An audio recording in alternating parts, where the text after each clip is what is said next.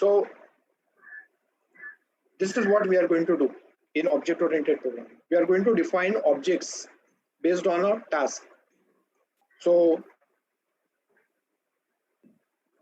suppose we are given the task to write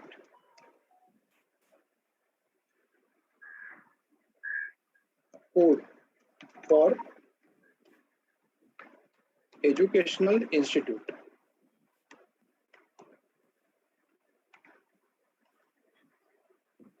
The task to write a code for educational institute. Now, if we are procedure-oriented programmer, for example, we are programmer for C programming, then we will write number of functions because we know that is the only way we can write in procedure-oriented programming. But in case of object-oriented programming, we will not write functions. Rather, we will here, if we are object-oriented programmer, if we are object-oriented programmer, we need to identify what? We need not identify how many functions we are going to write, how many global variables we are going to write. No, not at all. We need to identify objects. How many objects, how many and what objects are involved here. How many objects are involved here? So we come to know that first is student, next is course, like we have DAC, DBDA, MSCIT, senior citizen. Then we have module, which is equally important because in a course, in one course you have more than one module.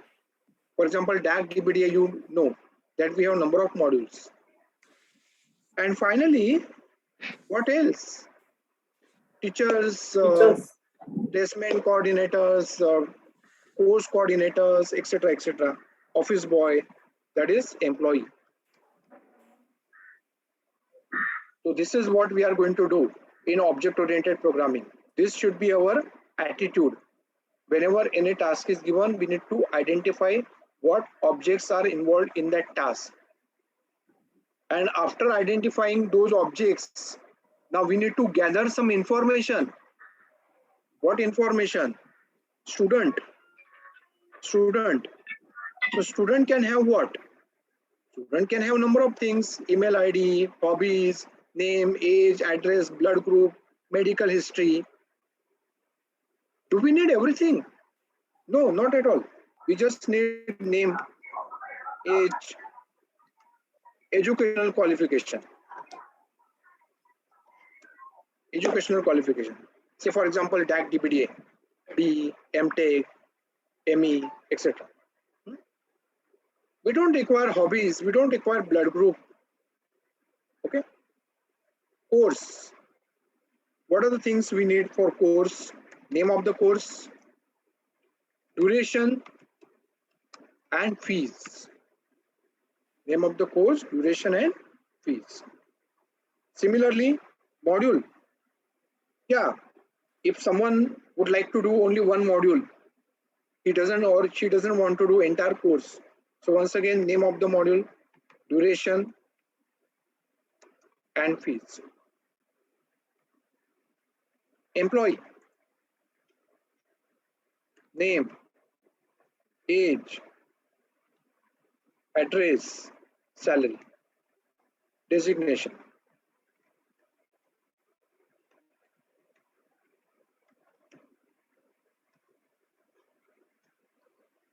So what we did, when we got the requirement to write a code for educational institute, we sat together as a group and we discussed how many objects are involved here. And then we realized that we need student, we need course, we need module, we need employee. Then we gathered some required information. what is required for student? Student can have n number of things, but do we need everything? No. We just need name, age, qualification. Course, name, duration, fees. Module, same. Employee, name, age, address, salary, designation.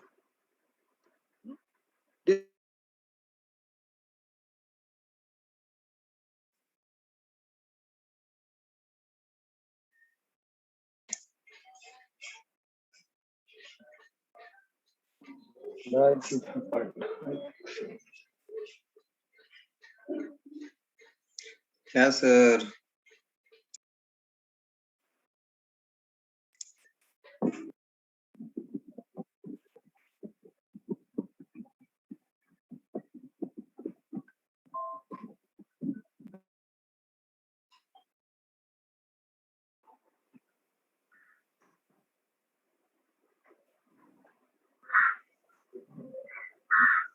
Am I audible properly?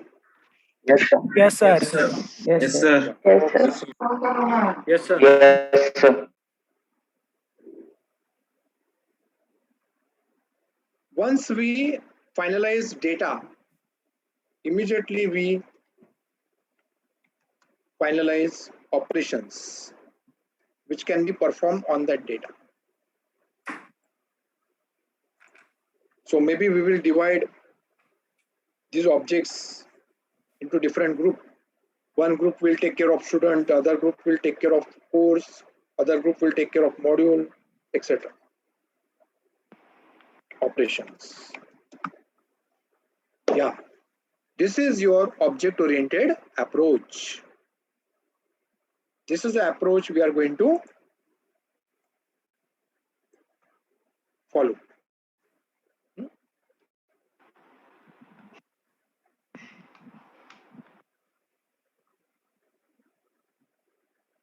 Just look at it and try to understand.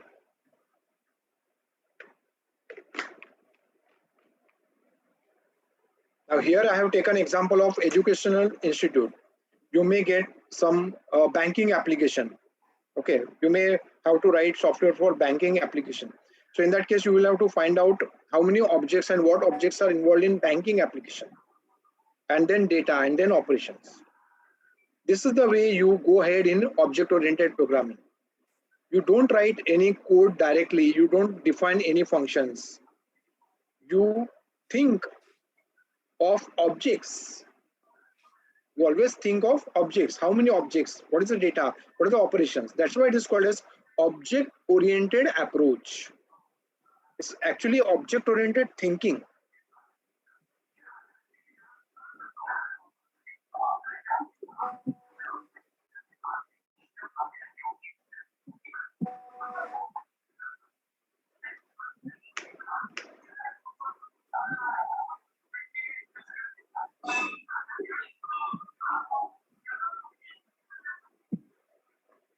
Okay, is that clear? This point? Yes, What is sir. the difference? Difference क्या है? Object-oriented programming, we directly start writing code, functions, number of functions, global data, local data, and we call those functions from main function. In some menu-based, typical menu, do while loop. But in object-oriented, our thinking is different. It's object-oriented thinking. How many objects are there? That's why it is called as object-oriented program. And that's why this definition is the perfect definition, in which programmers define not only the data for a data structure, but also types of operations that can be applied to the data. And here some examples have been given. Account. Account. Now what is the data for account? Account ID, account name, balance. And immediately you start thinking of operations. What are the operations? Set name, set balance, get balance.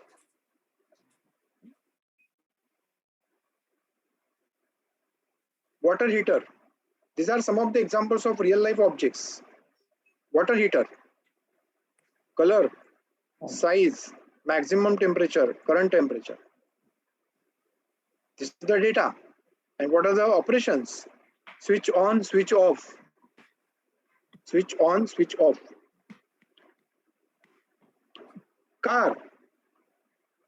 car, fuel capacity, current speed, top speed, number of wheels, type of gearbox. This is the data. And what are the operations? Start, stop, accelerate, apply brakes, apply clutch.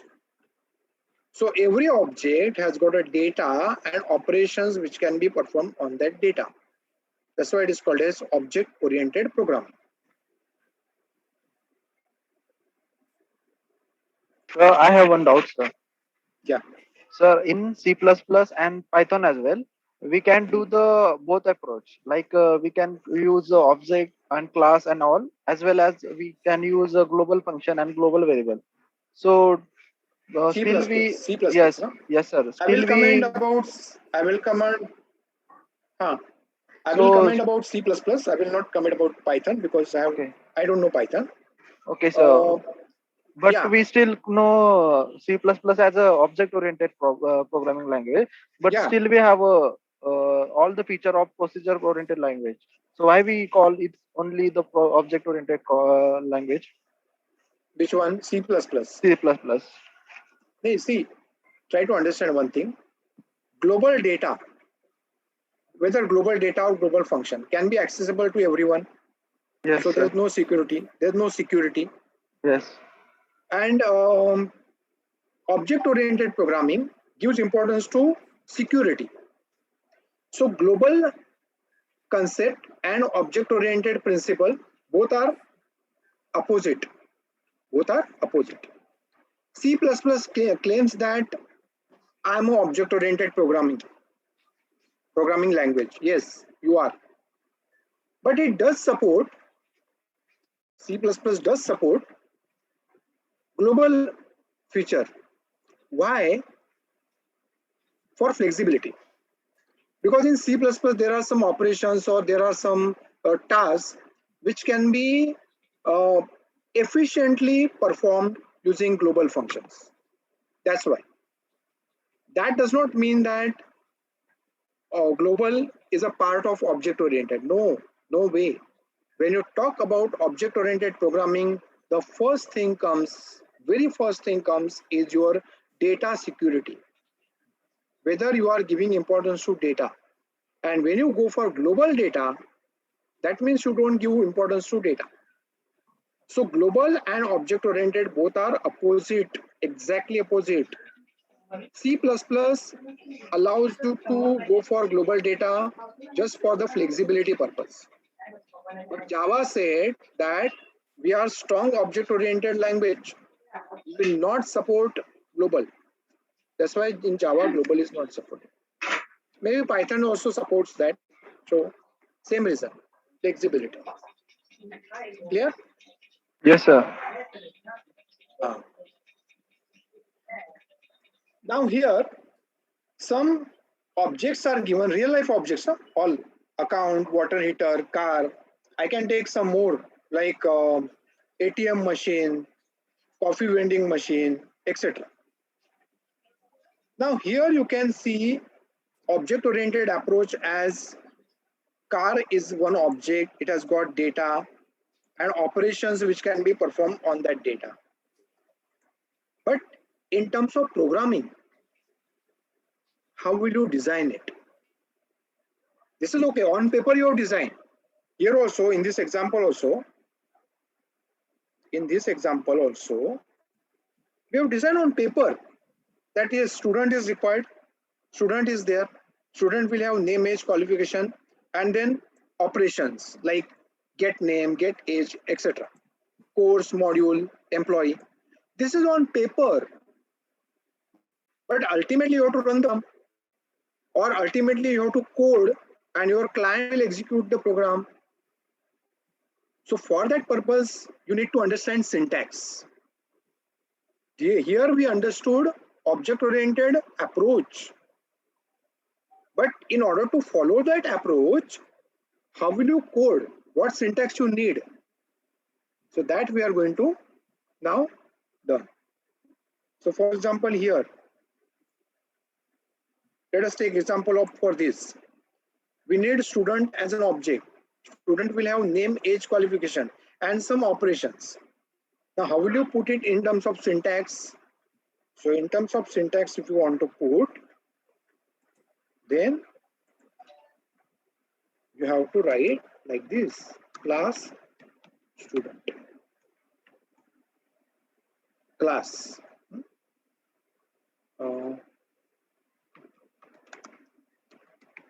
string name, int age, and then void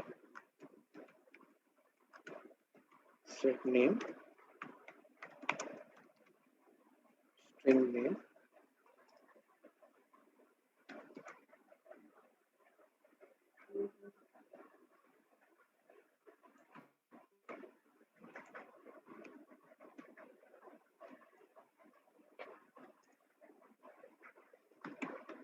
string get name.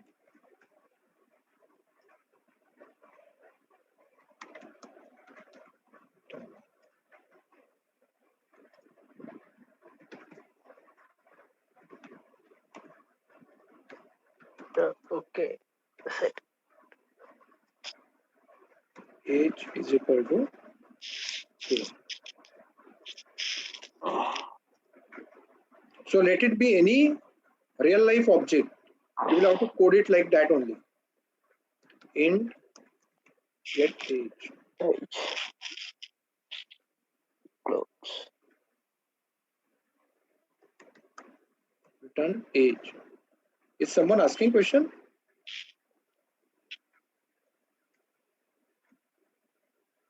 Okay, have a look at that.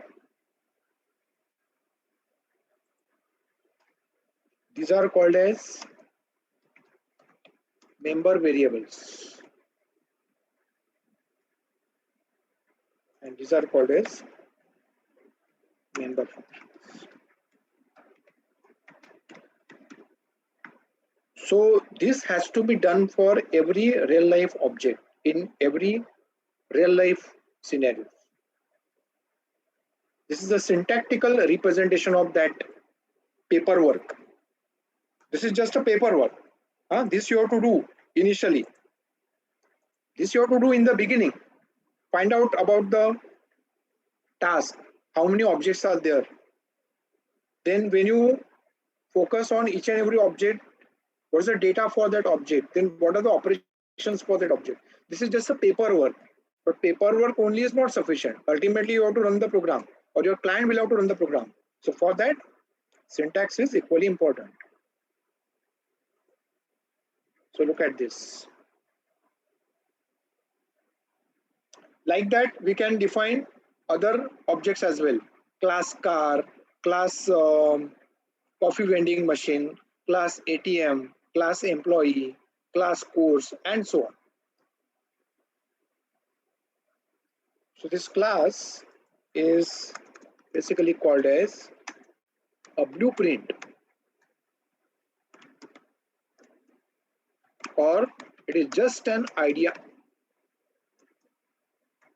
about student.